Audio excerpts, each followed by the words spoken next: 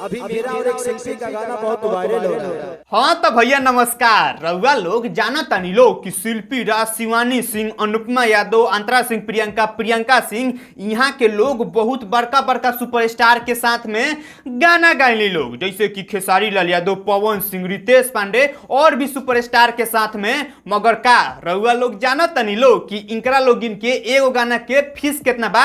अगर जो रउआ लोग नइखी लोग जाना तो आज के वीडियो में हम बताए ला बानी, और रउआ लोग चाहे लोग तो उतना पैसा दे के इनकरा लोग इनसे गाना गवा ले लोग। तो चलिए हम शुरुआत करतानी शिवानी सिंह से, काहे से कि शिवानी सिंह आजकल बड़ा पवन सिंह के साथ में गाना गावतारी।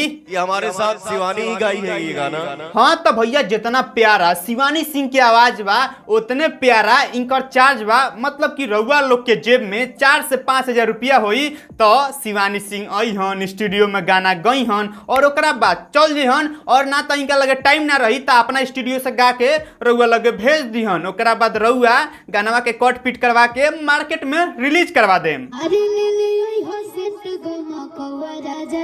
अब आवल जाओ अनुपमा यादव पर। तो भैया ताहरा लोगिन के अगर जे रंगदारी सॉन्ग गवाए के बाद तो तू लोग प्लीज अनुपमा यादव से गई है लोग, काहे से कि अनुपमा यादव के भाई लोग आवाज जौन बानू तो मोट बा, और अगर जे ई रंगदारी सॉन्ग में डुइट कर दिहनु तो मजा जाला। और भैया इनकरा गाना के एगो फीस लगभग में 8 से 10 हजार रुपया बा। ताहरा लगे इतना पैसा बा तो तू लोग चाहबा लोग तो इनकरा से गाना ले लेबा लोग। ये तो लेटेस्ट न्यूज है। आ रउआ लोग हिंकरा के जानत तनी लोग नइखी लोग जानत। अरे महाराज इहे के हई अंतरा सिंह, प्रियंका।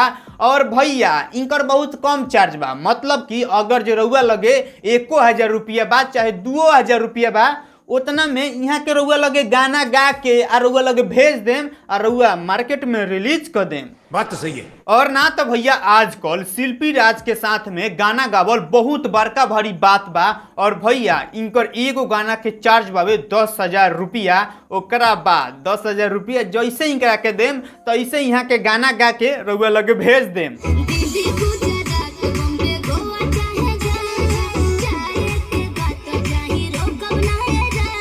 अब आवल जाओ प्रियंका सिंह पर। तो भैया जौन प्रियंका सिंह के आवाज बनू तो बहुते मधुर बा। और भैया इनकरा के हरदेवी बेस्ट सिंगर के अवार्ड मिलेला भोजपुरी फिल्म इंडस्ट्री में। और इनकरा साथ में सब कोई गाना नहीं गा सकत, कैसे कि भाई लोग माना कर देवेली केहू के साथ में गाना गायली जे सुपरस्टार बा ओकरे साथ में। और इनकरा एगो गाना के चार्ज बावे 15 से 20 हजार रुपया। पता है ना आप सबको। मगर भाई लोग रउआ लोग के कमेंट करके बताए के बा कि रउआ लोग के पसंदीदा गायिका कौन है और कौन सा गायिका के साथ में रउआ लोग गाना गाए के चाहतानी। प्लीज कमेंट करके जरूर बताई लोग। और ना तो तारा लोग इनके भाई सुमित मिलता फिर एगो नया वीडियो में, तब तक के लिए नमस्कार।